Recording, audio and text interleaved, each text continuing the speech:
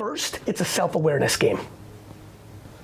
There is multiple mediums that work in communicating. I'm glad you brought up Substack because it allows me to go there. There is the written word. There are people listening right now who know more about video game 1980s culture than anybody in the world. However, they're very self-aware and they're like, fuck this shit, I'm not going on camera. I don't have the gift of gab. I'm incredibly awkward with my words. I'm shy, I don't like it. Good news, do you like to write? I'm a little bit more there. Or they have great gift of gab, but the camera makes them, it kills them. Great, you've got video, you've got audio, and you've got the written word. If you want to go to the extremes, you could even animate and cartoon it. You could even go that far, but that's a little bit of a further putt.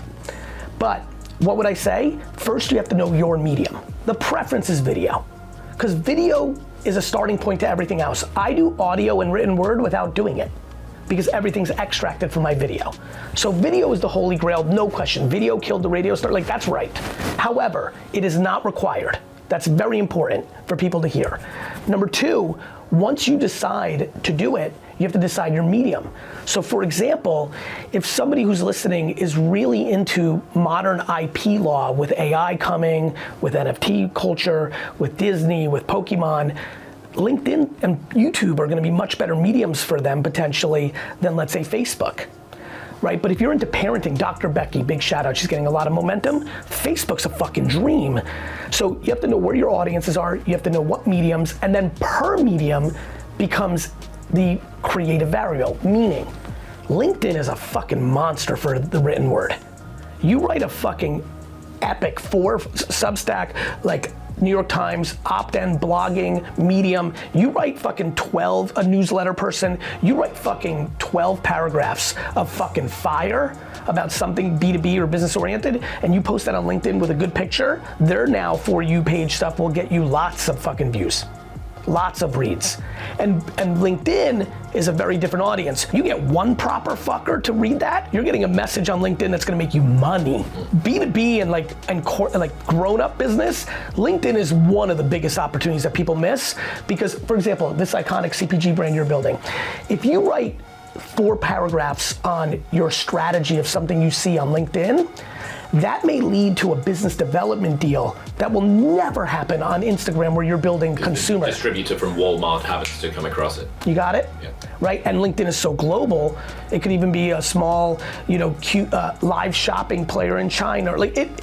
People don't understand what's going on there. So to answer the question is, they'll all work. When you go into them, it starts getting into real culture. When you're writing something, your headline matters. It's good old newspaper. If that LinkedIn post, the variable is gonna be your opening headline. What do you think about when it comes to copy for a headline? I think about what is unique, can you say it different? I'll tell you the biggest thing, actually, thank you for being so good at interviewing. You're pushing me in a good place. When I think about social media creative, I think about it in consumer segmentation, something I call cohorts. So when I make content, I'll make content I'll think like, okay, I'm making this for 48 to 55-year-old parents of a 21-year-old, and it's a wealthy family, and the kid is lazy, but they were the parents that made all the money because they grew up poor, and they have anxiety that their kid's lazy, but they're the ones that created the nepotism because they pay them money. That's the content being made for. Cohorts with teeth. That was a very narrow thing. I wasn't saying parents. So I think when I think in headlines, I'm like, what narrow group am I writing this for? I'm gonna write this article and this headline is gonna be written for the buyers of the biggest retailers in America. Title, what big box retailers don't know about beverages. You see what I just did? Improv? That, my brother? Uh-oh. That, my brother? That's why I wrote this book. That's what I know is missing right now. People are trying to hack the algos. They're looking for best practice. That's wonderful. That's called P, platform strategy. But then there's the C, I call it PAC, platforms and culture. And then you have to have consumer cohorts. So you have to know the platforms, absolutely. Vertical this, carousel that, live stream this, like best practices. As you know this, TikTok and Instagram are now littered with characters that do the Garyvee thing and tell people what the best platform things are. But the platforms tell you. The fucking Instagram guys making content every day. Like, this is what Instagram cares about. You just follow, every time TikTok puts out an announcement, that's what they're gonna do. It doesn't take a fucking superhero to understand if Meta says, we now care about carousels, go make fucking carousel. Like, Jesus. They both work. People will watch a 3-hour movie if they love it, or a 45-minute vlog. I did very well with Garyvee, they were long. And people will watch 7-second videos that crush, and people will not watch 7-second videos because they're garbage, and people will definitely not watch 25-minute videos if they're garbage. So that goes back to self-awareness. Like, are you capable of doing a vlog or a blog, or a great video series, or are you not? Same with short form. Quantity, quality. Quantity is not debatable. You either make 97 pieces of content in a month or you don't. Quality is completely subjective. Either this person's attractive, funny, insightful, or not. I'm very high on that. However, I do think that I think I didn't do a good enough job contextualizing when I would always, I've been screaming on social for 7 years, volume, volume, volume, volume. The reality is it's a quality quantity ratio.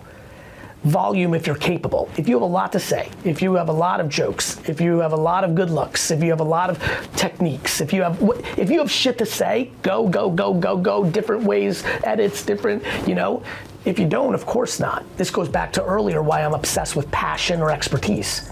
You're dead if you're not doing passion or expertise. You just won't have enough juice. There's not enough fucking fuel in it. Passion will take you forever, which is why I like that actually more. But expertise, especially if you don't hate it. I always get worried about expertise because a lot of people's thing that they know because it's their profession, they don't like. And I do think that fuel will run out as well.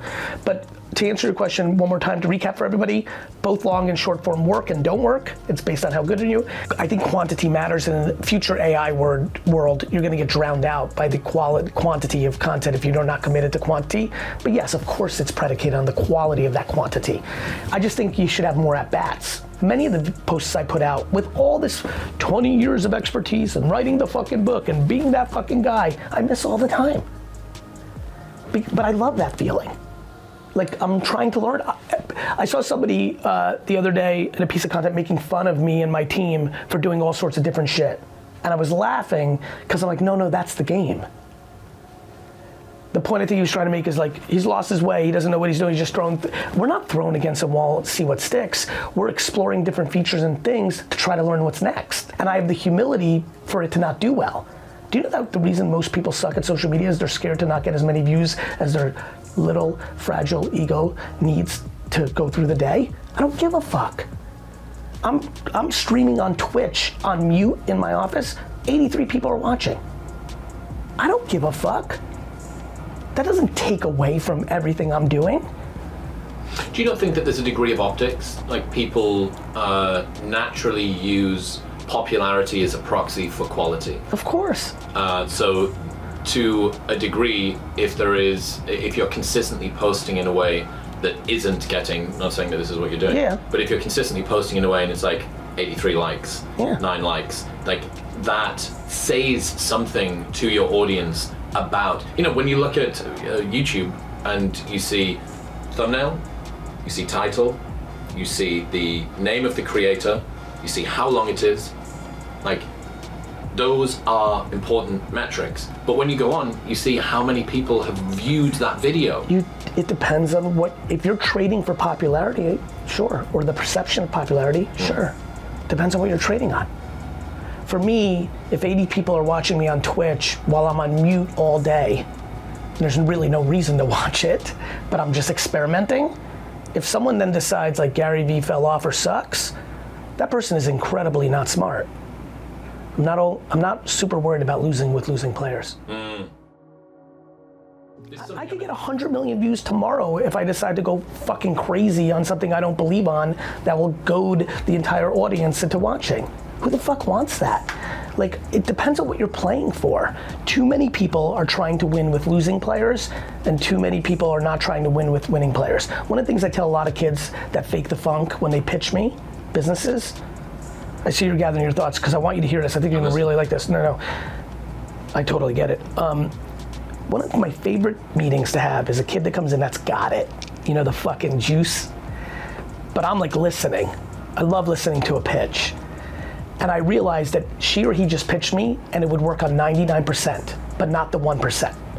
And what I mean by that is I'll go into something specific they go where I know they're embellishing, and I'll go very narrow. If it's a place I'm comfortable, I know what I'm talking about. And I know a lot about a lot of stuff. This is why I started VaynerMedia. The main reason I started VaynerMedia was to know as many different things about as many different businesses as possible and build the biggest marketing communications company in the world that I could deploy against my other behaviors when I got older. For me, it's always been about 60 to 70. Like that's when I'm gonna strike like a cobra. This right now is just fucking foreplay. This is just a setup. This is the fucking jab.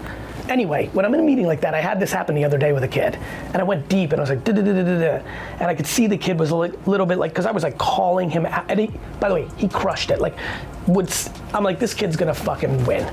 You know, that charisma, that salesmanship, and there was a lot of good stuff, but he was full of shit on like 3 or 4 things, but it was complicated to know it.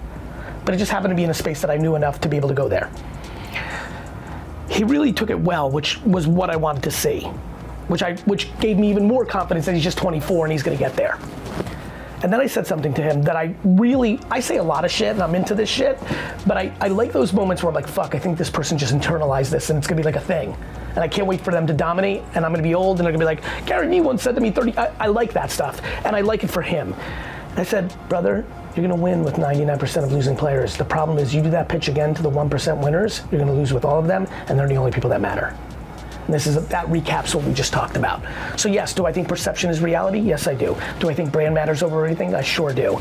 But I think that if people, the biggest issue with the world right now is people want to take everything out of context, have no concept of it. We've eliminated intent. People are trying to cancel everybody. Cancel culture was a disaster because it tried to cancel people without understanding their intent. If somebody is a beautiful person, they just didn't know the proper slang or didn't know, and they just had no ill will, the fuck are you trying to get them fired for?